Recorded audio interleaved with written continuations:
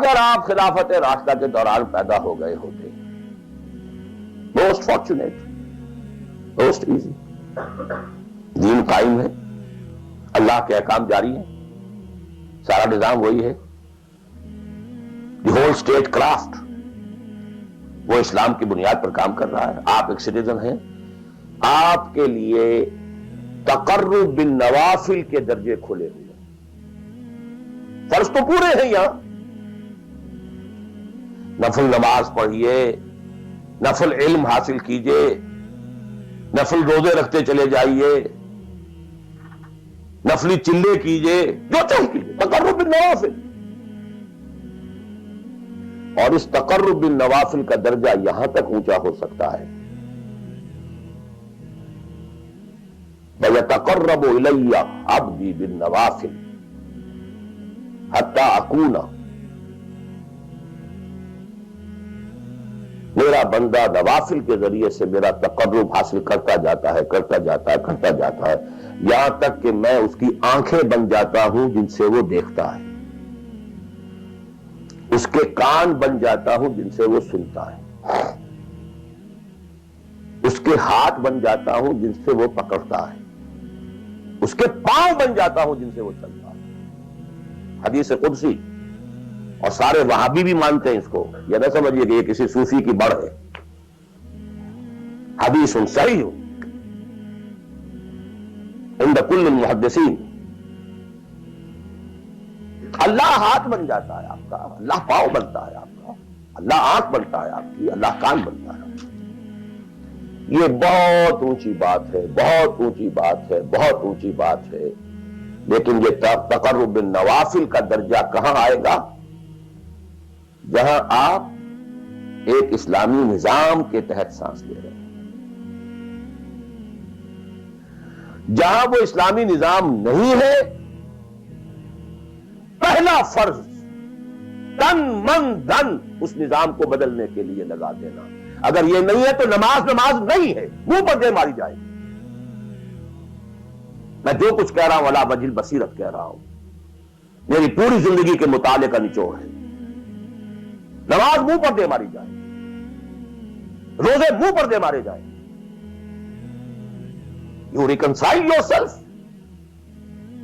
To that system جو میری بغاوت کے اوپر مبنی تھا۔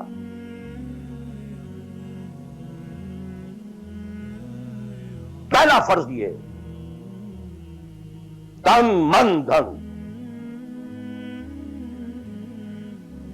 You can not reconcile with that system, you can not accept that system. اس میں اپنے آپ کو اکوموڈیٹ کرنا، اس میں اچھے کیریئر تلاش کرنا، اس میں اچھی جائیداد بنانا، اس میں پیسہ جمع کرنا، اس میں اچھی سے اچھی بچوں کو ایجوکیشن تاکہ بہتر سے بہتر زندگی وہ بھی گزار سکیں، سب کا سب حرام، مطلقاً حرام۔ پہلا کام یہ ہے، اپنی جان، اپنا مال، اپنا تن، اپنا دن سب اللہ کے دین کے لیے خرچ کرو۔ سب سسٹمز لیول کے اوپر صرف جان کو باقی رکھنے کے لیے جو ناگزیر ہے، that is allowed, nothing more. This is the point,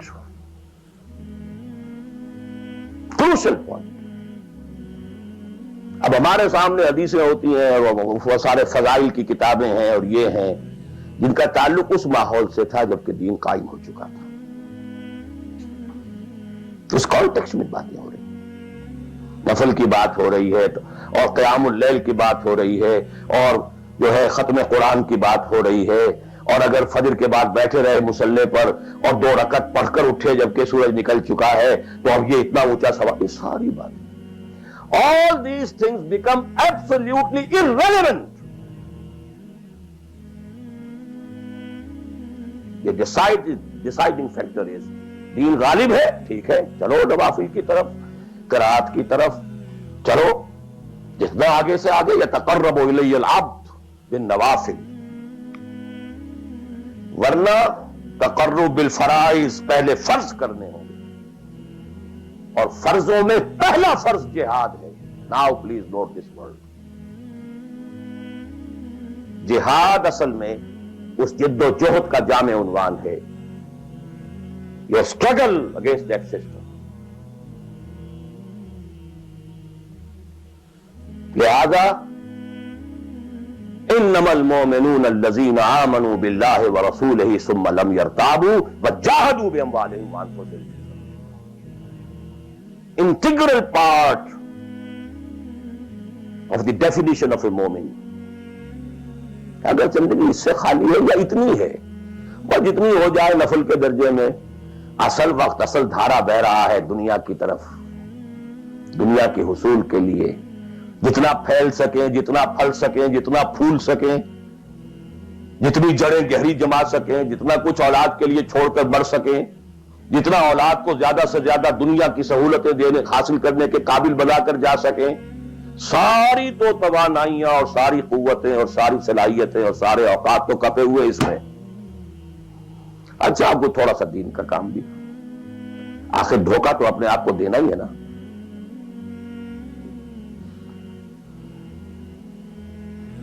قسمت فروش عورتیں بھی تو کالے کپڑے پہن کے جلوس میں نکلتی ہیں قاضیوں کے، اور سبیلیں لگاتی ہیں اور مسجدیں بناتی ہیں.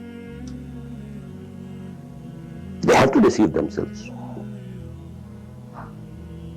ڈاکو لوگ دیہات صفاق یتیموں اور بیواؤں کی سرپرستی کرتے تھے. ہمارے معاشرے میں جو بستہ الف بستہ بے کے غنڈے ہوتے ہیں ان کے ہاں بھی نیکی کا، پن کا، خیر کا کھاتا ہوتا ہے. کسی طرح کچھ مذہبی ایکٹیویٹی ہے. اصل شے یہ ہے کس ماحول میں رہ رہے ہیں. بہت خوش قسمت ہوتا میں اور آپ، پھر آپ اچھے سے اچھا پہنتے، کوئی اعتراض نہیں، اچھے سے اچھا کھاتے. قل من حرم زینۃ اللہ التی اخرج لعبادہ والطیبات من الرزق. خلافت راشدہ میں آپ رہ رہے ہیں، آپ حلال ذریعے سے کما رہے ہیں، آپ بہت اچھا کھائیے، بہت اچھا پہنیے، بلکہ اللہ چاہتا ہے کہ اس کی نعمت جو اس نے تمہیں دی ہے وہ تم پر ظاہر ہو. لیکن پلیز نوٹ دی کانٹیکسٹ. دین مغلوب ہو اور آپ اچھا پہننے اور اچھے کھانے کی فکر میں ہو. مجھے جملہ یاد آ رہا ہے حضرت ابو بکر کا رضی اللہ تعالی عنہ. تھوڑا سا مسئلہ ہوا تھا کہ لوگوں نے کہا کہ زکوٰۃ ہم دیں گے لیکن زکوٰۃ ریاست کو نہیں دیں گے، اپنے طور پر خرچ کریں گے. حضرت ابو بکر نے فیصلہ کیا ان کے خلاف جنگ کا. حضرت عمر جیسی شخصیت بھی مشورہ دے رہی ہے کہ دیکھیں نہیں، دو فرنٹ پہلے ہم نے کھولے ہوئے ہیں. جیش اسامہ کو بھی آپ نے روکا نہیں، جائے حضور نے تیار کیا تھا. پھر جو مرتدی ہو گئے، کسی اور کو نبی مان لیا، ان کے خلاف تو جنگ کرنی ہی کرنی ہے. لیکن یہ تو صرف نماز بھی پڑھ رہے ہیں اور یہ زکوٰۃ کا بھی انکار نہیں کر رہے، صرف ہمیں نہیں دے رہے ہیں. تو ان کے ساتھ ذرا مصلحت کا تقاضا یہ ہے کہ کچھ نرمی کی جائے.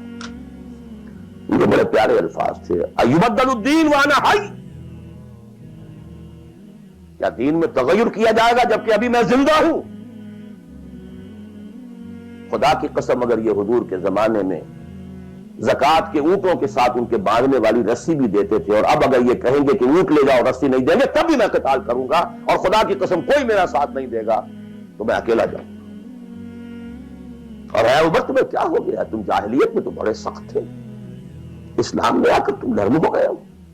یہ ڈانٹ ابو بکر پلا رہے ہیں عمر کو رضی اللہ تعالی عنہ. تو اچھی طرح جان لیجیے، اب میں نہیں کہہ سکتا کہ میں کس طریقے سے اس کو بیان کروں، کیسے ٹھوک ٹھوک کر آپ کے ذہنوں میں اتار دوں. یہ ہے اصل شے. دین کا سارا سٹرکچر ہی بالکل ریورس ہو جاتا. The whole value structure absolutely changes. دین غالب ہے تو وہ ساری باتیں ہیں جو ہم نے خوب یاد کی ہوئی ہیں. آخر حقوق والدین بھی تو ہے نا، آخر بچوں کے حقوق بھی تو ہے نا. یہ حقوق والدین جو ہے ان مہاجرین کو یاد نہیں آئے جو اپنے ماں باپ کو چھوڑ کر مدینے پہنچ گئے تھے.